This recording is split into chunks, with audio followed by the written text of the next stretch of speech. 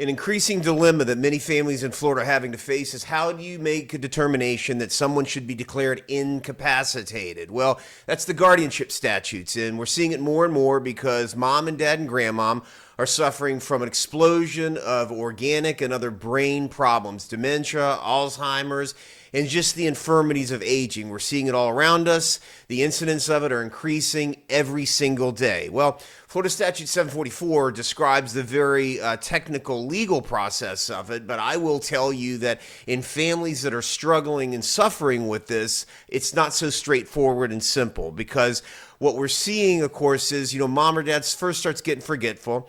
Then that forgetfulness becomes an inability to manage their affairs. Oftentimes, this is marked with significant changes in behavior.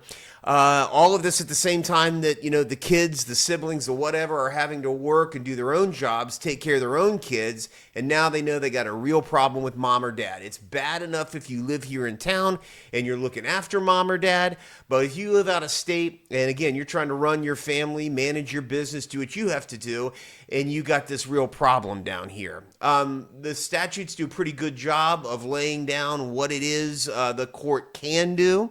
The civil side of it addresses what happens when they're not fully incapacitated, but they got a lot of funds. And the court basically wants you to just park those funds somewhere safe, put somebody in there that's a professional to manage those funds and make sure they're taken care of. Now, when things go wrong is when mom and dad's money starts getting stolen, when mom and dad start becoming the victim of undue influence and other abuses. We're seeing a ton of that, an absolute explosion of that in Florida.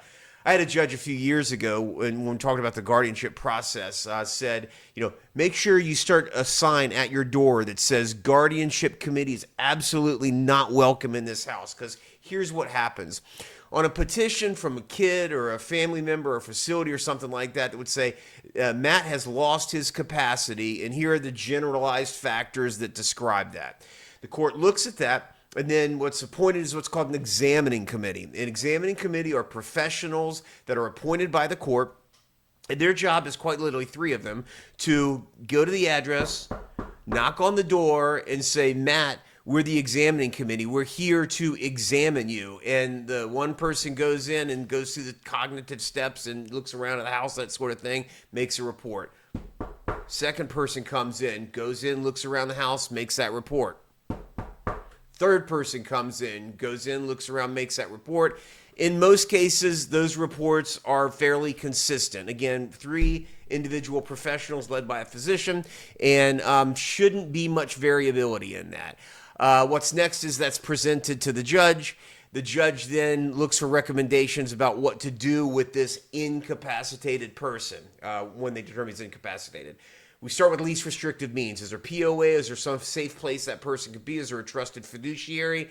All the way to plenary guardian, which is the court, the guardian, take complete control over all their finances, all their affairs, all their everything. We're going to do a whole series on that and massive problems that exist in that world.